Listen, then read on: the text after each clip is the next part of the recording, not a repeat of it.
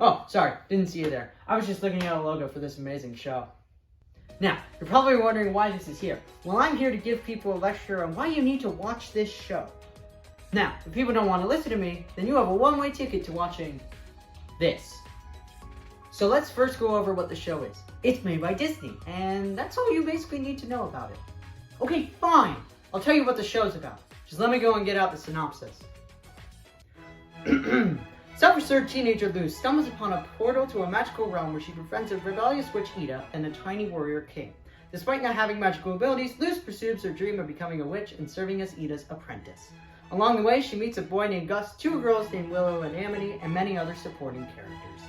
Now, the show takes place on the Boiling Isles, which was formed from a fallen titan. This explains why a lot of landmarks of the Boiling Isles are named after body parts, like the toe or a kneecap. The Boiling Isles also have very vibrant scenery, so no two places are exactly alike. So, now that we've talked about the premise and setting of the show, we have to talk about the characters, because oh boy does it get interesting from here.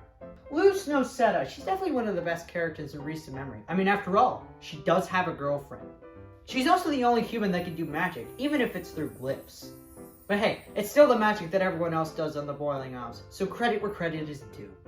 Amity Blythe, she has one of the biggest character arcs in this series so far. After all, she does go from hating Luz to being her girlfriend. Oh, sorry about that. I was just enjoying looking at a strong relationship. Here we have Luz's two friends, Gus and Willow. They're friends that we all want to have in real life, especially since they're so good with their magic. But they don't exist. King and Ida, I love these two. They're supportive of Luz through the good and bad, and that's what gives the show its edge right at the start.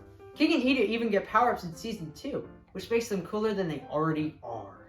So, now that we've talked about all the protagonists, we have to talk about the antagonists. So, we have to look at Emperor Bellows, Kikimora the Golden Guard, who is his current assistant, and Lilith, who is his former assistant. Emperor Bellows has a lot of mystery behind who he is. We have a lot of characters that can fill his role, but there's just enough out there on the table to keep his identity a mystery.